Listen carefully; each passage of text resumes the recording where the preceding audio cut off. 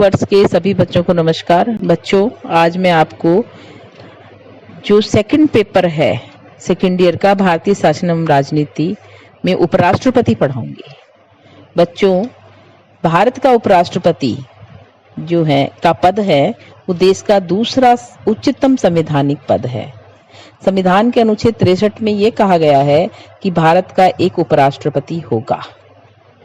भारत का उपराष्ट्रपति भारत के राष्ट्रपति के पश्चात द्वितीय उच्चतम प्रतिष्ठित पदाधिकारी होता है। भारत के संविधान में उपराष्ट्रपति से संबंधित प्रावधान अमेरिका के संविधान से लिया गया है।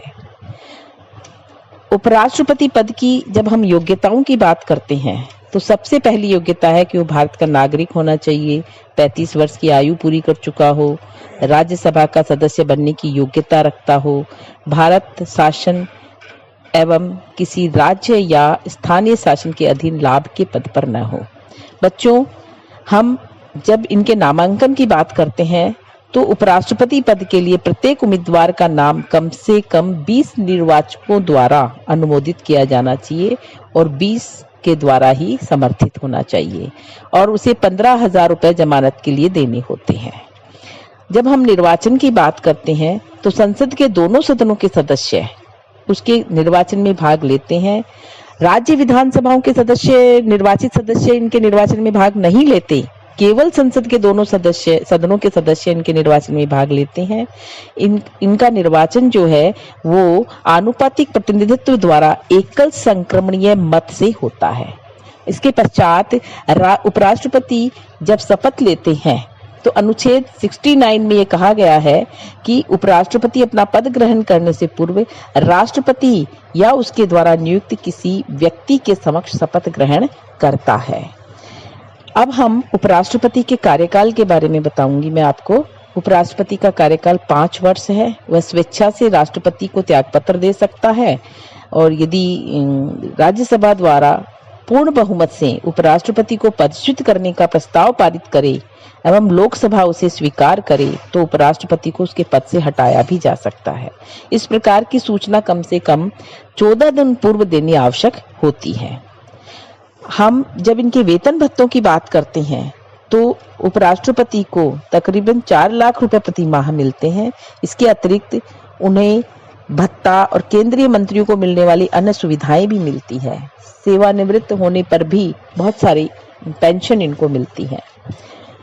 अब मैं आपको उपराष्ट्रपति के कार्यकाल के बारे में बताऊंगी। उपराष्ट्रपति जो है वह राज्यसभा का पदेन अध्यक्ष होता है। उपराष्ट्रपति राज्यसभा का पदेन सभापति होता है, अतः वह राज्यसभा की कार्यवाही का संचालन करता है। वह राज्यसभा में पेश किसी विधेयक पर विचार विमर्श एवं मतदान कराता है। मतों में समानता की स्थिति में राज्यसभा के सभापति के रूप में उसे अपना निर्णायक मत देने का अधिकार भी होता है। वह राज्यसभा द्वारा पारित विधेयकों पर हस्ताक्षर भी करता है। वह राज्यसभा सदस्यों के विशेषाधिकारों को संरक्षण भी प्रदान करता है। जब राष्ट्रपति का पद मृत्यु, त्यागपत्र, महाभियोग या अन्य किसी कारण से रिक्त हो जाता है तो अनुच्छेद 65 के तहत उपराष्ट्रपति राष्ट्रपति के कृत्यों का निर्वहन करता है जब तक कि नया राष्ट्रपति अपना पद ग्रहण न कर ले। राष्ट्रपति के रूप में अपने कर्तव्यों का निर्वहन करते हुए उपराष्ट्रपति को वही वेतन, भत्ते और विशेषाधिकार प्राप्त होंगे जो राष्ट्रपति को प्राप्त होते हैं। जब उपराष्ट्रपति राष्ट्रपति के रूप में कार्य करता है तो वह राज्यसभा के सभापति के कर्तव्यों का निर्वहन नहीं करता है। बच्चों, सबसे महत्वपूर्ण बात यह है कि हम उपराष्ट्रपति की जो बात करते हैं तो उपराष्ट्रपति का जो पद है वो इतना इम्पोर्टेंट है कि राष्ट्रपति की अनुपस्थिति में वो उपराष्ट्रपति का कार्य करता है। और सबसे महत्वपूर्ण बात है कि उपराष्ट्रपति के पद से संबंधित जो उपबंध है वो भारत और अमेरिका के उपराष्ट्रपति के पदों की समानता का हमें एहसास कराता है।